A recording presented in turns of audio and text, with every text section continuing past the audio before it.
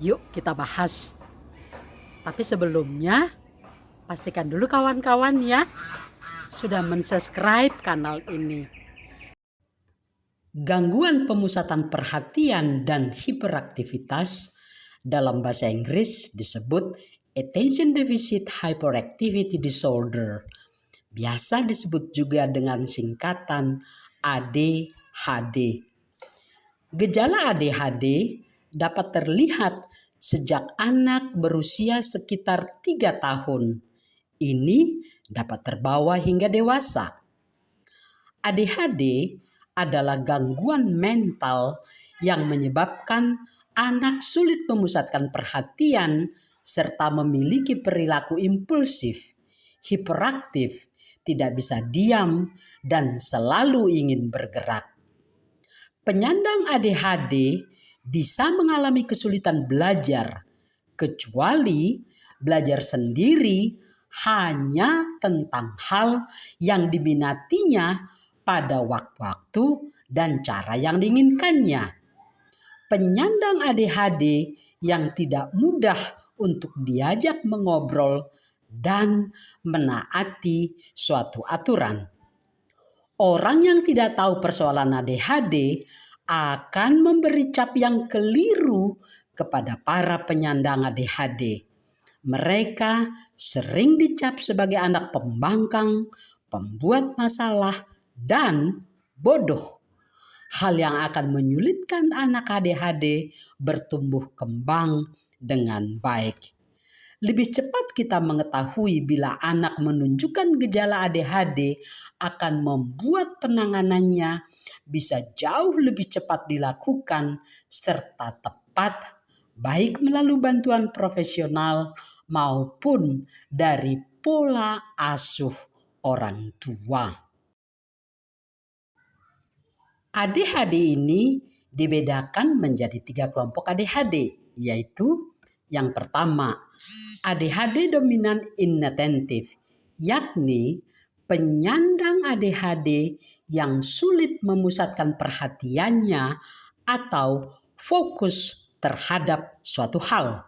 Kedua, ADHD dominan hiperaktif impulsif, penyandang ADHD yang bertindak hiperaktif dan impulsif. Impulsif artinya berbuat tanpa memikirkan dampaknya.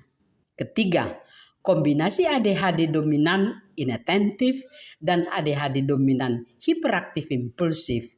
Penyandang ADHD yang mengalami gabungan dari 2 jenis tadi. Apa gejala ADHD?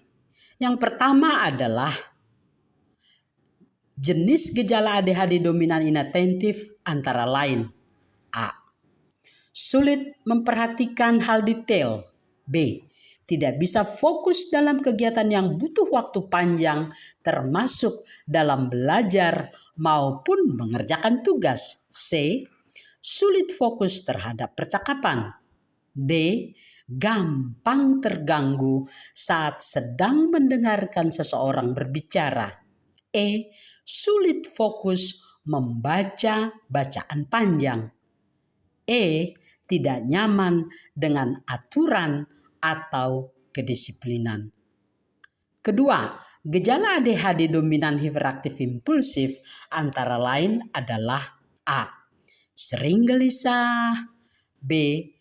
Sulit untuk duduk diam dalam waktu lama. C. Lari-lari di sembarang tempat. D. Banyak bicara dan sering memotong pembicaraan orang lain. E. Tidak sabar, tidak tenang, tidak santai. F. Sulit menunggu giliran. G. Cepat bosan. H. Gampang marah. Dan yang terakhir, sering melakukan kesalahan yang ceroboh. Penyebab utama ADHD persisnya belum dapat dipastikan. Tapi ada beberapa faktor yang diketahui dapat meningkatkan terjadinya ADHD, yakni antara lain kerusakan atau cedera otak yang terjadi di dalam kandungan atau di usia dini. Faktor genetik berasal dari keluarga yang memiliki anggota keluarga yang menyandang atau penyakit mental lainnya. Faktor lingkungan hidup atau ekologi seperti terpapar polutan atau unsur beracun dan berbahaya. Kapan harus ke dokter? Apabila kita menemukan pada anak ada gejala ADHD seperti yang diuraikan tadi, segeralah bawa anak untuk didiagnosis secara cermat melalui berbagai langkah seperti 1. Wawancara medis terhadap anak penyandang ADHD dan orang-orang di sekitarnya. 2. Pemeriksaan kondisi kesehatan fisik dan psikis anak. 3. Tes terhadap anak. Setelah itu, dokter akan menyarankan terapi atau obat untuk anak. Bila anak sudah positif ADHD, bila perlu orang tua dapat pergi ke psikolog agar orang tua dapat dibantu segera. Orang tua juga jauh-jauh hari dapat menjajaki pilihan sekolah yang pas didasarkan pada berbagai pertimbangan, meliputi juga kondisi ekonomi orang tua. Bila pilihannya adalah sekolah biasa, maka penjajakan itu melihat kemungkinan adanya TK atau SD yang mau menerima anak ADHD dan seberapa jauh gurunya mengerti kondisi anak ADHD. Itu dulu kawan. Bagaimana pengalaman atau pikiran kawan-kawan?